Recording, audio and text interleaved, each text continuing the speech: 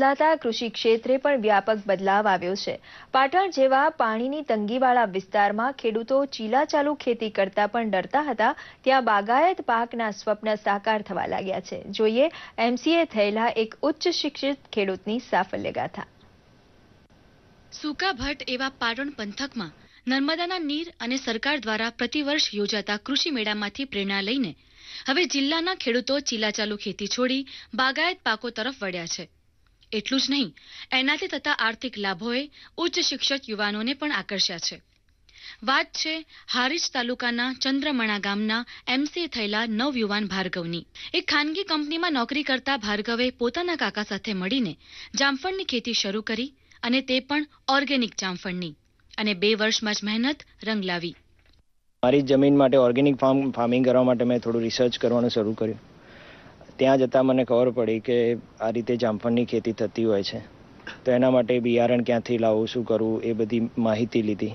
એ બધી માહિતી લેતા પછી આ મોદી સરકારની સ્કીમો જોઈ, ખેડૂતોને ઘણો બધો ફાયદો થાય એ બધી સ્કીમો હોય છે, જેમ કે ઇરિગેશનમાં તમને સબસિડી મળતી હોય છે કે બિયારણમાં સબસિડી મળતી હોય છે, એ બધી માહિતી લીધી। એ બધું કરતાં આજે અમારે બાજુમાં નર્મદા કેનાલ છે, તો એના પાણીનો અમને ઘણો બધો ફાયદો થાય છે। આનો મહત્વનો ફાળો તો મારે નર્મદા કેનાલ આવતા પછી આપણે ભારત સરકારની જે યોજના હતી અને નર્મદા કેનાલનું પાણી અહીંયા ફરતું થયું, એનો મોટો ફાયદો અમને થયો, જેથી પાણી શુદ્ધ મળતા જમીન અને પાણી કરતાં અમે ઓર્ગેનિક ખેતી તરફ વળ્યા છીએ। અને આ ખેતી મેં અમારા ભાઈ ભાર્ગવભાઈ દ્વારા સૂચનથી અને એમને માહિતગાર દ્વારા મેં આ ખેતીમાં સાહસ કર્યું।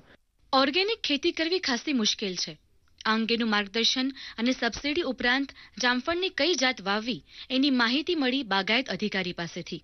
રાંચી અને બિહી ઉપરાંત રાજકોટ નર્સરીમાંથી મોડિફાઈડ કરેલ બરખા જાતનું વાવેતર કર્યું અને એક જ જામફળનું 1 કિલો આસપાસ વજન મેળવ્યું, તે પણ સંપૂર્ણ ઓર્ગેનિક। કૃષિ મહોત્સવના માધ્યમ થકી પાટણ જિલ્લાના ચંદ્રુમાણા ગામના ખેડૂતો આજે નવી ટેકનોલોજી અપનાવી બાગાયત ખેતી તરફ વળ્યા છે, જે અંતર્ગત બાગાયત વિભાગની જુદી જુદી યોજનાઓ જેવી કે ડ્રીપ ઇરિગેશન માટે પાણીના ટાંકા, ફળઝાડ માટે સહાય, એવી યોજનાઓનો લાભ લઈ આ ખેડૂતે પોતાની માલિકીની જમીનમાં જામફળ, જે નવું વેરાયટી છે 1 kg ગાવા બિહી, એ વાવી અને સારું એવું ઉત્પાદન મેળવ્યું છે।